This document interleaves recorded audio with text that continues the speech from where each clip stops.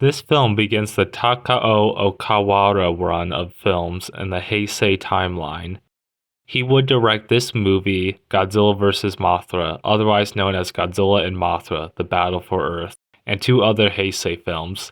He would then helm the first of the Millennium series, Godzilla 2000.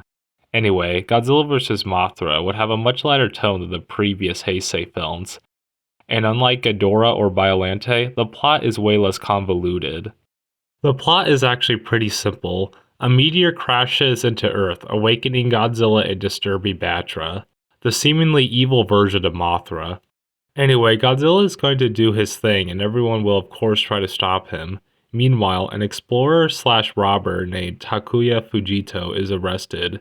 His charges will be dropped if he agrees to explore Infant Island with someone who happens to be his ex-wife and a representative from the Marutomo Company. There, they discover Mothra's egg. Unlike in previous iterations, there are no native people on the islands. Though I believe Ishiro Honda in his old films wanted to depict native people in a positive light, I always felt the way it was done in the Showa films to be distasteful and dated, and it is better to only have the cosmos, otherwise known as Mothra's fairies. These fairies are iconic characters to the Godzilla franchise and to Mothra, and it is very interesting they are brought back. I really love how this movie is chock full of references to the original Mothra vs. Godzilla from 1964. Anyway, these fairies appear to warn the characters that humanity is in danger of Batra. Batra is a natural defense created by the Earth to save itself from humanity who constantly exploits the planet. Now, I believe Batra represents a lot more. Take into consideration the climate crisis, which is worsening every day. The destruction of our environment comes back to us with increasingly more destructive weather events.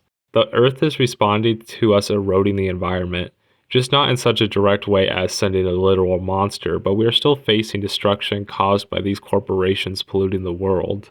And then there is Godzilla, who serves as a third party in this movie, unconcerned about the rivalry between Mothra and Batra, and it is actually entertaining. He just gets in the way of everything. Anyway, there's a lot of fighting, and Godzilla falls into the ocean again, probably gone for real this time. What I like about Okawara's films is that there usually aren't any antagonists, at least not in the traditional sense. Biollante, and especially Ghidorah, was very focused on having antagonists.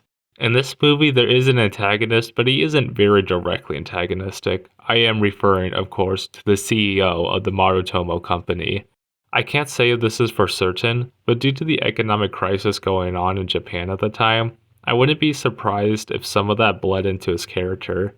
In the last film, the rich businessman Shindo was given some respect, whereas in this movie, the CEO is comical in how clueless they are. When the monsters are destroying the cities, he just screams about how he will have to rebuild them. But even more, when he realizes he won't make any money off the cosmos or Mothra's egg or from Mount Fuji, he cries out asking why all the bad things are happening to him, as if he isn't a very wealthy man that can get through it just fine. Whereas the normal everyday person is who will have to suffer the most at the destruction being caused.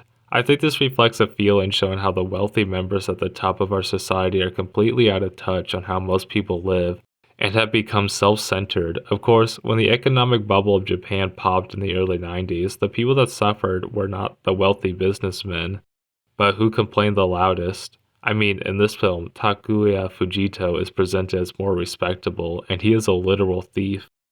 Then there is Batra, who is presented to be a menacing threat, but then we realize that Batra is actually coming back to save the Earth from an asteroid that will hit in the near future.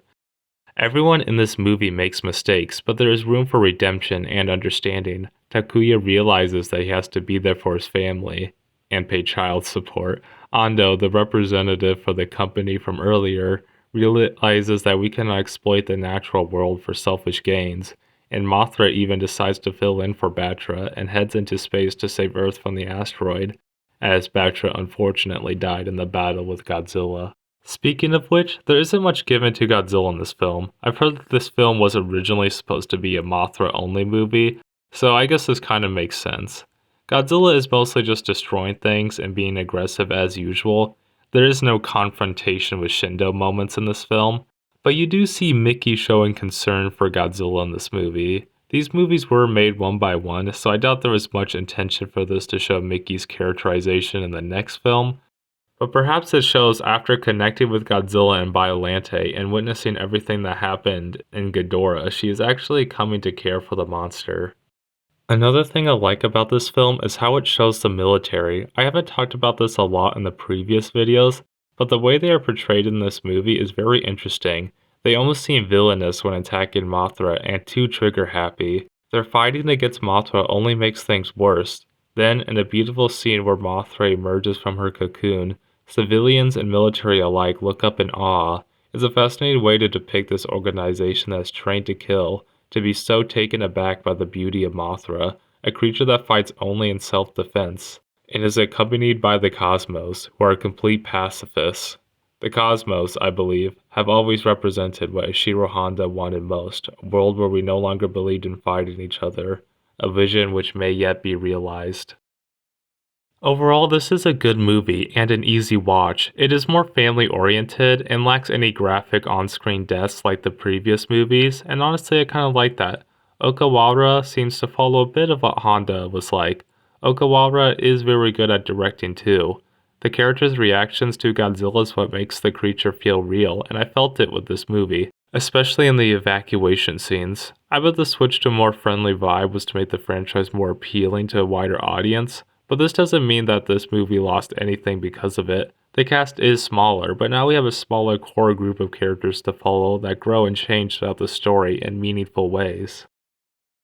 This movie is very colorful too, utilizing Mothra's colors and flowers to make a very pretty movie. Since this is Heisei, Mothra can shoot laser beams out of her antennas, which is kind of cool I guess, and at the end of the day this movie is telling us to respect the environment because it deserves it. And environmental protection is an important issue, and I'm glad that the Godzilla franchise has gotten its claws wrapped around that issue. We need to stop polluting the world, and we need to stop using the natural world for profit, and the characters are genuinely good and interesting. It's not like -1, but in looking at contemporary Japan, I think it is an interesting viewpoint. I like how once they all start working together, that's when things get better. Well, that's all I got for today's video, and as always, thanks for watching.